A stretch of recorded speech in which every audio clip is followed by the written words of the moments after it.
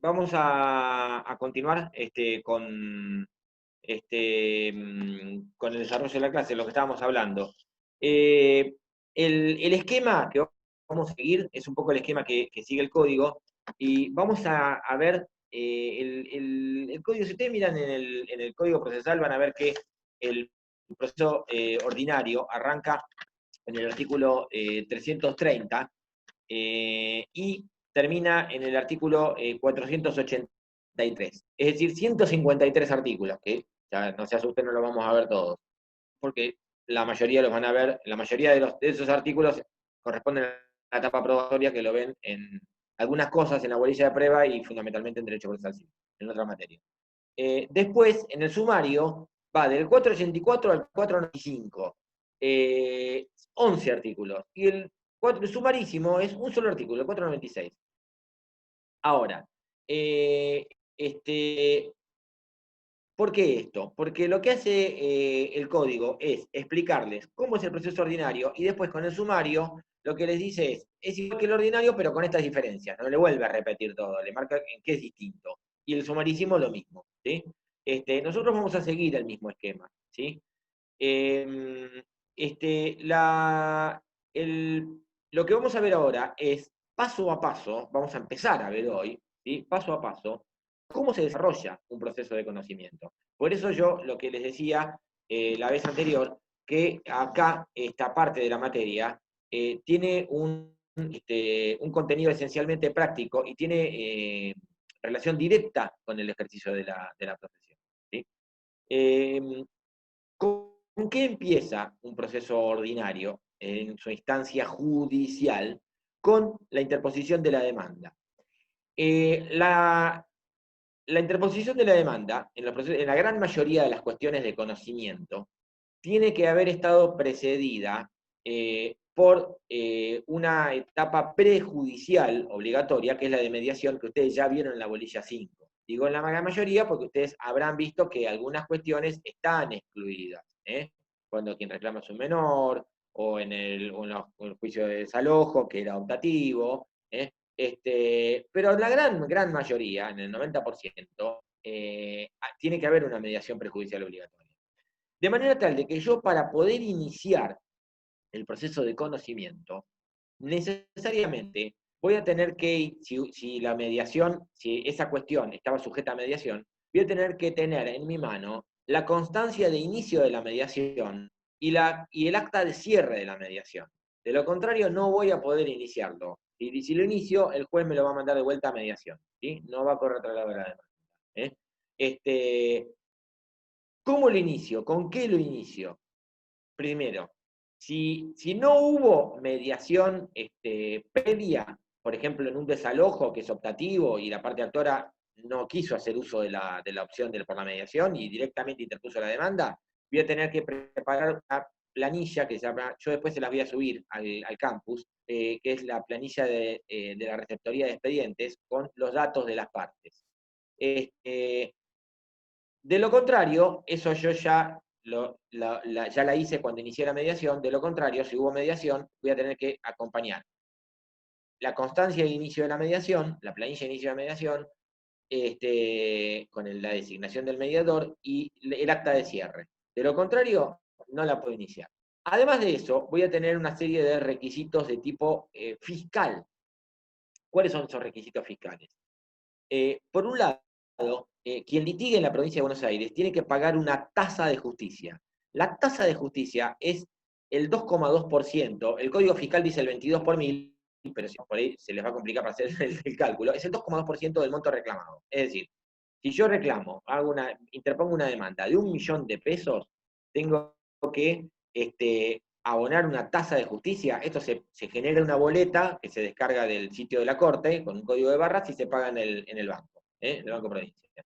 Si la demanda es de 1.000.000, tendré que pagar una tasa de justicia de 22.000 pesos. Ustedes me dirán, ¿y qué pasa si mi cliente no tiene la plata para pagarla? Bueno, hay mecanismos, ustedes van a ver, sobre todo los de elementos, porque lo tienen en el programa, el beneficio de litigar sin gastos, ¿sí? Pueden solicitar un beneficio de litigar sin gastos, y pedir que se los exima y probar que su situación económica le impide, alegar y probar, que su situación económica le impide poder afrontar los gastos y las costas del proceso.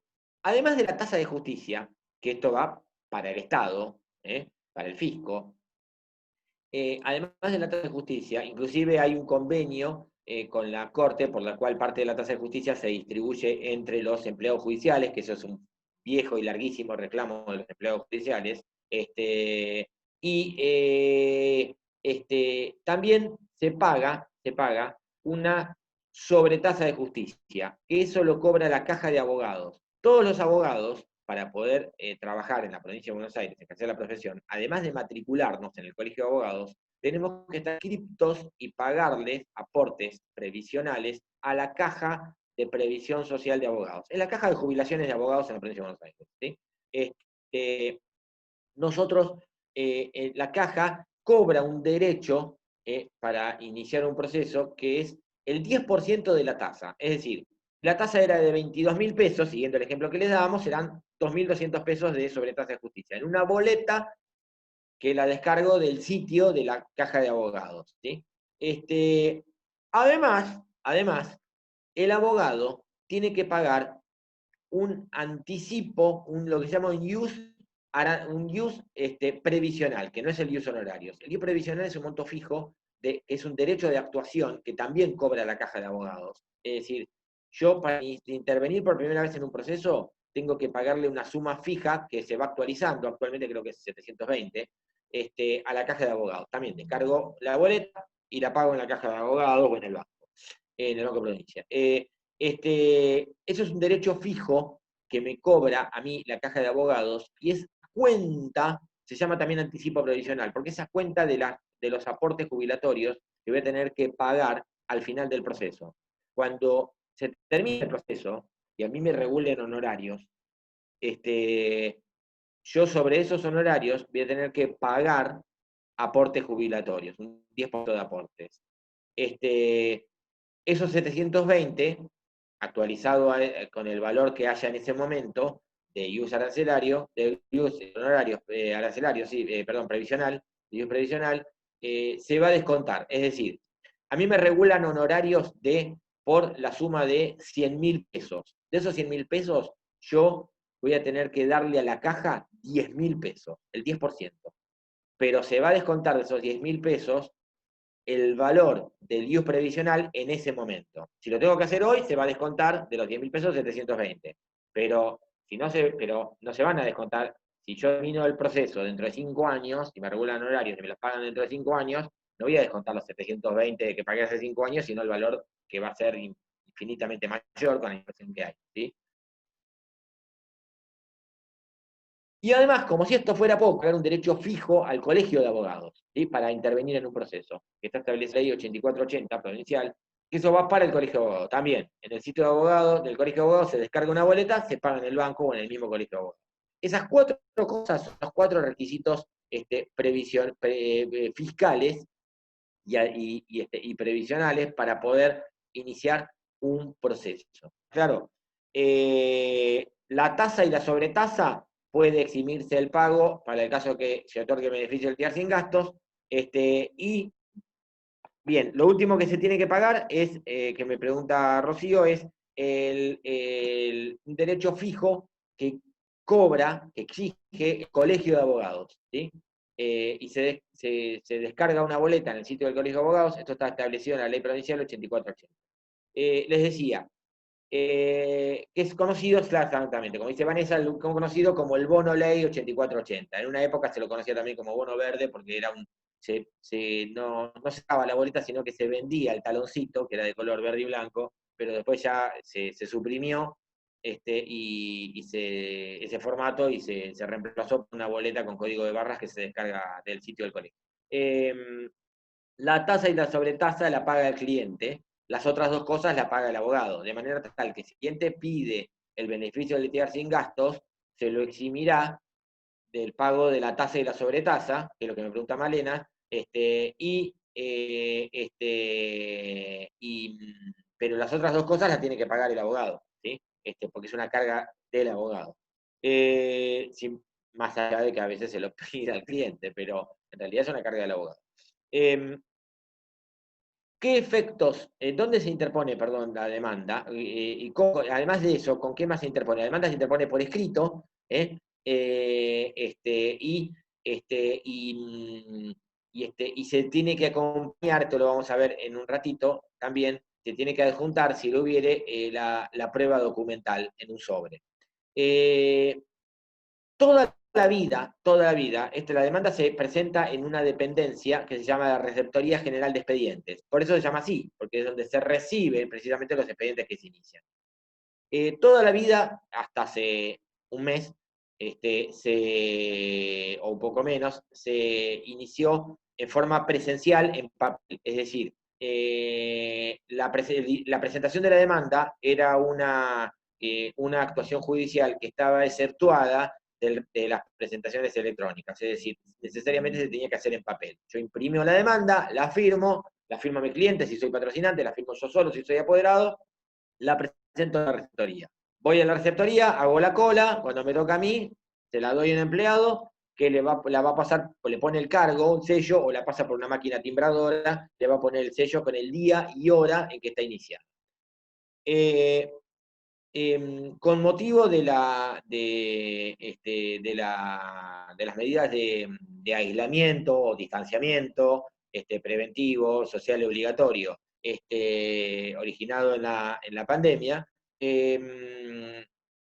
hay un asueto virtualmente no, hay por acordada un asueto judicial desde el 20 de marzo, que se fue prorrogando la cuarentena por el gobierno nacional, pero la Corte fue intentando flexibilizar ciertos actos procesales que se puedan hacer para poder, para no paralizar absolutamente la administración de justicia. Imagínense que si el inicio de un proceso se hizo toda la vida en forma presencial y no hay ningún acto que se pueda hacer en forma presencial en el Poder Judicial, no se puede ir a tribunales, entonces sería imposible iniciar un proceso hasta tanto no se levante la cuarentena. Entonces, para poder permitir el inicio de un proceso, la Corte dictó una acordada, hace 20 días más o menos, en la cual permite el inicio en forma electrónica. Es decir, mandar toda la documentación escaneada y el escrito en forma electrónica, o escaneado, si actúo como patrocinante y lo firma mi cliente, la documentación toda escaneada a la receptoría. ¿Está claro? Y la receptoría se encarga de, después de remitir al juzgado que salga designado. ¿Está? Es decir, que, pasando un poco en limpio, está permitido actualmente, no sé si esto va a ser temporal durante la cuarentena o si ya va a quedar así, pero está permitido el inicio y la interposición de una demanda en la receptoría de expedientes en forma electrónica. ¿Está? ¿Qué efectos tiene la interposición de la demanda? La interposición de la demanda tiene efectos sustanciales, porque uno que es muy importante es que interrumpe la prescripción. A partir de que el empleado de la receptoría de expedientes lo pasa el escrito por la máquina timbradora, o a partir ahora de que yo envío el escrito electrónico de la demanda a la Receptoría General de Expedientes, queda interrumpida la prescripción de manera tal que y queda interrumpida durante todo el proceso. Por lo tanto, es muy, muy importante esto. Es un momento, les diría, sagrado, en la cual ya queda interrumpida la prescripción, de manera tal que usted ya no tiene por qué preocuparse que el derecho vaya a prescribirse, se vaya a vencer. Además, desde el punto de vista sustancial, implica la elección de determinados derechos, porque si ustedes van por la vía de cumplimiento de contrato, no pueden al mismo tiempo solicitar la rescisión del mismo. Es decir, si eligen un derecho, no pueden también al mismo tiempo elegir otro. ¿Sí? Y además, el hecho de que ustedes elijan, ¿se acuerdan la acción como derecho potestativo de derecho-venta? Si ustedes eligen qué derechos están reclamando, ahí sustancialmente están excluyendo la posibilidad de poder en el futuro reclamar otros. ¿Por qué? Porque esto es un proceso de conocimiento, no hay segundas oportunidades. La sentencia tiene efecto de cosas jugadas en sentido material. Es decir, lo que no reclaman ahora no lo van a poder reclamar después. Entonces, ese es un efecto sustancial importantísimo. Este es el momento de reclamar. ¿No se remitía igual de manera electrónica antes de la pandemia? Lo que me pregunta Lorenzo, la demanda no. No, la demanda no. La demanda era en papel. La demanda era en formato papel. ¿Sí? Los escritos, los demás escritos electrónicos sí se podían remitir de forma electrónica a los juzgados, pero la interposición de la demanda sí o sí era en papel. Eh, este, les decía entonces que ustedes interponen la demanda, si no hay, si ya hubo mediación previa, ya se ha determinado cuál es el juzgado que va a intervenir previamente cuando iniciaron la mediación. De lo contrario, si no hubo mediación previa, la receptoría va a proceder a sortear el juzgado y remite las actuaciones al juzgado que haya sido designado. No pueden, obviamente, ustedes elegir el juzgado, la competencia en civil y comercial se determina por sorteo. Y la demanda de manera electrónica, ¿cómo se notifica el demandado? Eso, Valeria, te lo contesto en un ratito, si llegamos hoy. Pero ya te voy anticipando que hoy por hoy no hay manera. La cuestión es la siguiente. Ustedes interpusieron la demanda, yo les decía, qué efectos sustanciales tiene y qué efectos procesales. El efecto procesal que tiene, los efectos procesales son varios.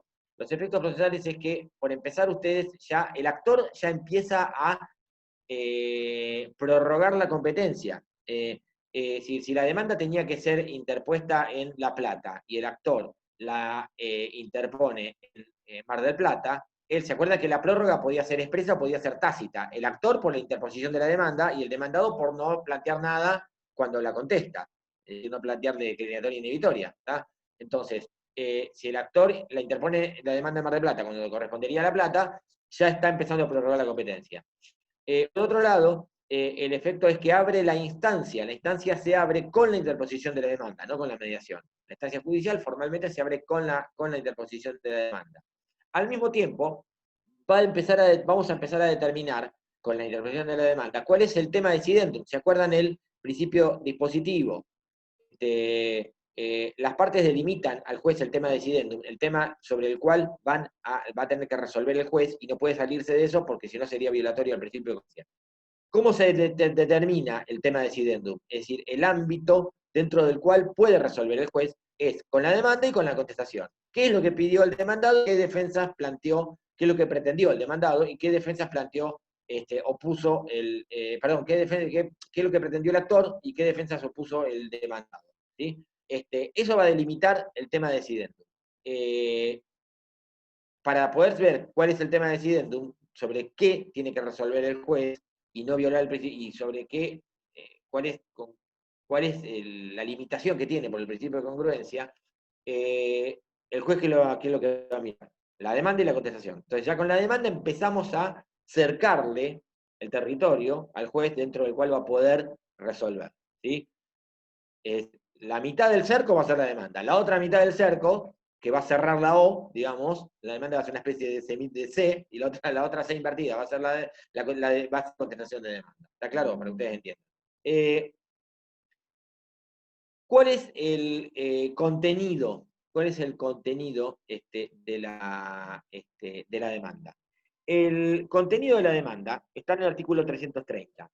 Si ustedes leen el artículo 330, que vamos a ver hoy, para quien jamás vio una demanda, es imposible entenderlo. Es imposible que alguien se figure cómo, por más imaginación que tenga, cómo es un escrito de demanda. Por eso yo, los que les di en el campus, les subí un modelo. Ustedes me dirán, no, las demandas así tan cortitas, tan escuetas son. No, no, no, no. Obviamente que no. Pero no es la idea darles una demanda de 40 páginas, porque los voy a marear y no van a entender qué es lo que yo quiero que entiendan. Y ustedes hoy están viendo el envase, no están viendo el contenido. El contenido lo ven en las ramas de derecho de autor, ¿sí? en civil parte general, en obligaciones, contratos reales, familia, familia de sucesiones, pero acá lo que vemos es el envase. ¿Cuál es la estructura, el esqueleto, si ustedes quieren, de la demanda? Los músculos los van a ver en las ramas de derecho de fondo, ¿sí? En los civiles y en los comerciales. Entonces, ¿cómo está estructurada una demanda? Yo les puse una demanda inventada, hipotética. Fíjense que el monto que yo les puse es a propósito, 8,5 millones, precisamente por los 4.500 IU, para que sea ordinaria, para que sea una demanda de un juicio ordinario. Es deliberado. Fíjense, vamos a ir repasando el articulado, los incisos del 330, y vamos a ir identificando cada uno de esos incisos en el escrito. Fíjense al principio que dice actora, demandada, materia. Esto es porque el código, en el 118, dice que los escritos tienen que tener un encabezado, no un encabezado, un título, y usualmente, esto es una cuestión de costumbre, la verdad, se ha usado poner actora, y el nombre del actor, de demandada, materia, pero ¿podría yo eso obviarlo y directamente poner interpongo demanda, promueve demanda, en negrita, subrayado? Absolutamente sí, si quieren lo pueden hacer, ¿sí?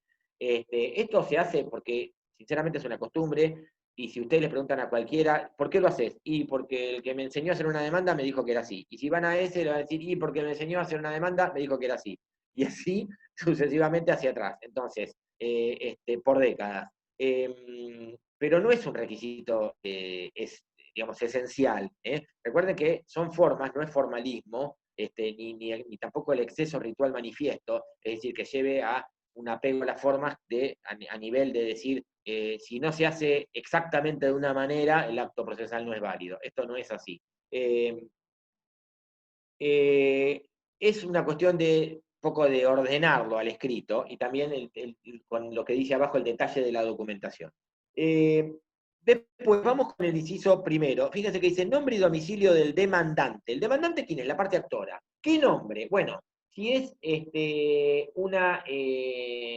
una persona física, el nombre y apellido; si es una persona jurídica, la razón social. Acá eso se les hizo un poquito más complicado, porque acá aparece una persona física, pero no por derecho propio, sino, fíjese donde dice personería: vengo por el presente a comparecer en nombre y representación de Pampa Húmeda Sociedad Anónima. Es decir, una persona física en calidad de representante legal, de presidente de una sociedad anónima. ¿Está claro? Pero la parte no es la persona física, la parte es su representado, la sociedad anónima, es decir, una razón social. Ese es el nombre del demandante. Pampa Húmeda, sociedad anónima. Y el domicilio. ¿Qué domicilio?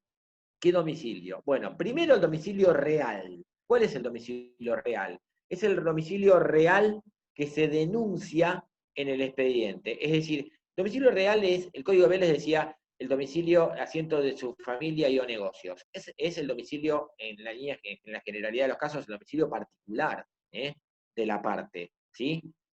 La sede social de la empresa, o si es una persona física, donde vive, ¿sí? O donde desarrolla sus negocios, su actividad civil o comercial. ¿Está? Pero es el domicilio particular que se denuncia a los efectos del proceso. ¿Sí? Real denunciado. Y además va a tener que establecerse un domicilio constituido. Pero este domicilio constituido es de dos tipos. Hay dos domicilios constituidos. El domicilio constituido físico, calle y número, que es el domicilio que se fija. El domicilio constituido es el domicilio que se fija a los efectos del proceso. Por eso se lo llamaba también ad litem, a los efectos de la litis. Es el domicilio especial que se constituye a los efectos del proceso y al cual se van a cursar las notificaciones que van por cédula. Hay dos domicilios constituidos. El domicilio que se tiene que establecer. El domicilio constituido físico, que es calle y número, que normalmente, generalmente, es el domicilio del estudio del abogado, patrocinante o apoderado. Ahora, ¿es obligatorio que esto sea así? No. Hay empresas donde fijan el domicilio constituido en el mismo domicilio real, porque quieren que las notificaciones les lleguen a la sede de la empresa. ¿Está claro? Entonces, no necesariamente tienen que ser distintos o que coincidir, pueden ser distintos o coincidir con el domicilio denunciado, ¿está? Puede ser, pero generalmente es el domicilio de estudio del abogado. Y después el domicilio constituido electrónico. El domicilio constituido electrónico ahí sí, es el del abogado. Todos los abogados tienen asignado un domicilio electrónico, que es suquit@notificaciones.ssba.gov.ar. Fíjense en el encabezado, todo escrito tiene una primera parte que es un encabezado. A partir de donde dice, señor juez, Juan Carlos Pérez con domicilio real, con el patrocinio del doctor Carlos Pellegrini, y dice, con domicilio legal en Bernardo Irigoyen 284, piso primero C, de Mar del Plata. Ese es el domicilio constituido físico. Y constituyendo domicilio electrónico en 20, 191, etc. Ese es el domicilio constituido electrónico. Si la parte no constituye domicilio físico, se lo tiene constituido en los estrados del juzgado. Y si no tiene constituido domicilio electrónico, también, respecto de las notificaciones que deban cursarse a ese. De manera tal de que en vez de irle la cédula al domicilio constituido, quedará automáticamente notificada la resolución en los estrados del juzgado. Por lo tanto, la omisión de constituir un domicilio es muy, muy seria. Fíjense el artículo 40 y el artículo 41, ¿sí? Del código después, léanlos.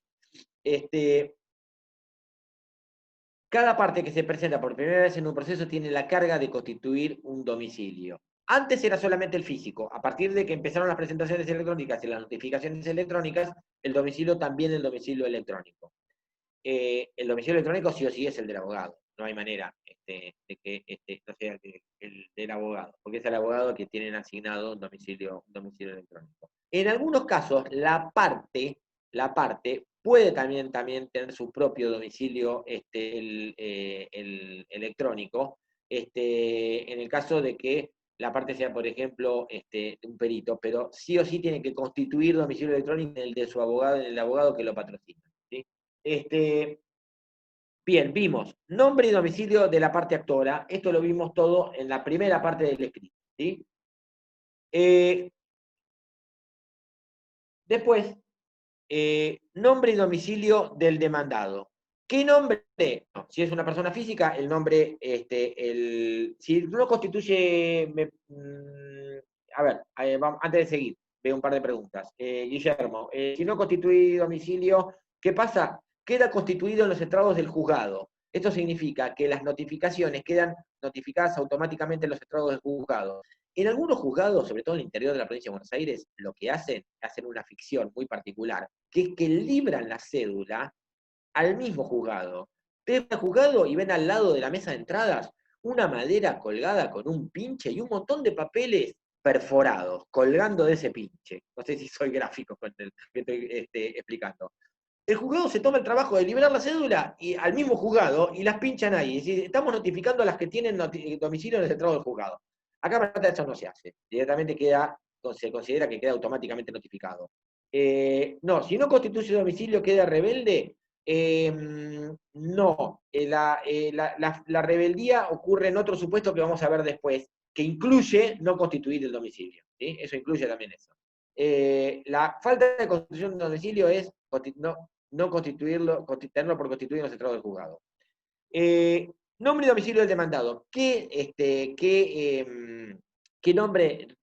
Si es una persona física, el nombre y apellido. Si es una persona jurídica, la razón social. Y el domicilio, solamente el real. Porque únicamente conocemos el real. No sabemos si va a constituir domicilio y dónde lo va a constituir. Por ahí ni siquiera lo constituye.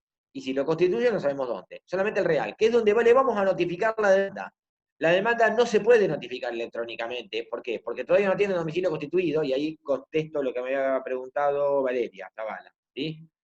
La demanda sí se tiene que notificar en formato papel, y ese es un problema que tenemos ahora. Ese es un acto procesal con el cual en cuarentena no podemos avanzar. No hay manera de notificar una demanda en formato papel, porque los oficiales notificadores que están en la calle no trabajan, obviamente, por obvias razones. La cosa demandada, designándola con toda exactitud. ¿Qué es la cosa demandada? La cosa demandada puede ser una obligación de dar una suma de dinero, una obligación de hacer, una obligación de no hacer, una obligación de entregar una cosa cierta. Si es una suma de dinero, fíjense la última parte, después del inciso 6, dice, si la cosa demandada es un monto, hay que expresar el monto de dinero, la plata, la suma de 8.500.000, ¿sí? Hay que ponerlo. Letras no lo dice, pero es usualmente en letras y números, pero hay que poner el monto exacto. Ahora, hay situaciones en las cuales puede ser que no pueda establecer el monto, ¿sí? ¿Por qué?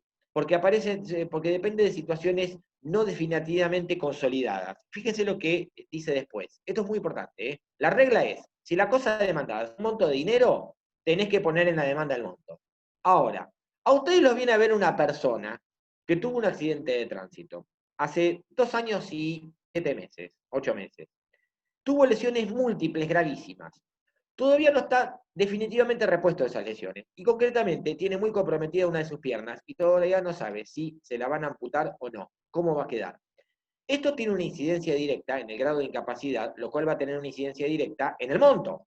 Más ahora que por el 1746 del Código Civil y Comercial se establece la incapacidad con un cálculo matemático, que depende de la edad, el salario, el grado de incapacidad. Entonces, ustedes se encuentran con que no saben quién qué reclamar. Y al mismo tiempo encuentran con que falta muy poco tiempo, que son 3 años en ese ejemplo, para que prescriba la acción. Entonces, ustedes tienen dos posibilidades. Una, reclamar con un montón de ceros atrás, lo cual puede ser una falta de responsabilidad, y les diría, una irresponsabilidad de parte del profesional, y de la misma parte, y sería un planteo esterario, ¿sí? Por miedo a quedarse cortos. Y otra es pedir que se los dispense de expresar el monto por estos motivos. Esto es lo que dice la última parte del 330. La demanda deberá precisar el monto reclamado, salvo cuando el actor no fuera posible determinarlo al promoverla, por las circunstancias del caso o porque la estimación dependa de elementos definitivamente no fijados, no definitivamente fijados, y la porción de la demanda fuera urgente para interrumpir la prescripción. Es decir, que necesitamos de dos, para que se configure este, necesitamos de dos patas, tienen que estar presentes, dos elementos. Uno, no podemos determinar el monto por las circunstancias del caso o porque depende de hechos no definitivamente fijados. El ejemplo de la pierna que no está totalmente curada y no se sabe qué va a pasar, si se la van a imputar, si no se la van a imputar, y si no se la, no se la amputan, y si no se la amputan, si la pierna, ¿cómo va a quedar? Si va a quedar solamente rengueando, si va a quedar sin seda, si va a quedar con bastones canadienses, no sabe todavía el cliente. Entonces no saben ustedes qué reclamar. Eso por un lado, más les está corriendo, se les acerca la fecha de la prescripción de la acción. ¿Sí? Entonces, esas dos cosas tienen que estar presentes para poder pedir excepcionalmente al juez que se los exima de establecer el monto sobre ese rubro, no sobre toda la demanda. ¿Está claro? En ese caso, no va a prosperar, dice la ley, no procederá a la excepción de defecto legal. ¿Qué significa esto? Hay una de las defensas que puede plantear, que vamos a ver la vez que viene, el demandado, que es la excepción de defecto legal, que es cuando la demanda adolece de alguno de los requisitos del artículo 330. En este caso no la va a poder plantear. No va a poder decir el demandado, le falta, planteó la excepción de defecto legal porque, o fundado en que no tiene el monto la demanda, no tiene el monto expresamente determinado, como exige el 330. Bueno, en ese caso no va a poder hacerlo. Y la sentencia va a fijar el monto en función de las pruebas que se produzcan durante el proceso. Entonces, la regla es, la cosa demandada tiene que estar designada con toda exactitud, exactamente. Y si es una suma de dinero, establecer el monto. Esa es la regla. La excepción la acabamos de decir recién. Es imposible determinarlo todavía, por ahora, y además es urgente interponer la demanda para evitar la prescripción. ¿Está claro? Los hechos establecidos claramente, antes de seguir no sé si a vos, Rosela, o a quien esté administrando, si podemos armar, así terminamos este tema.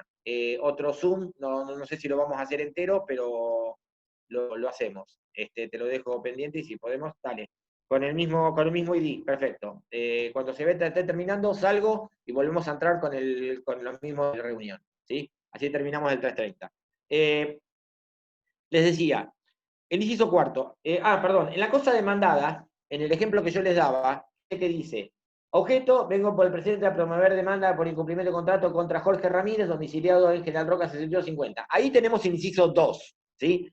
El inciso 3, demando por la presente la suma de 8.500.000, con sus gastos, intereses y costas, y fíjese que tiene una frase muy particular después, que dice, y con lo que en más o en menos resulte de la prueba. Salgo de la reunión y les cuento por qué está puesta frase que no es casualidad. Nos vemos en 2 minutos.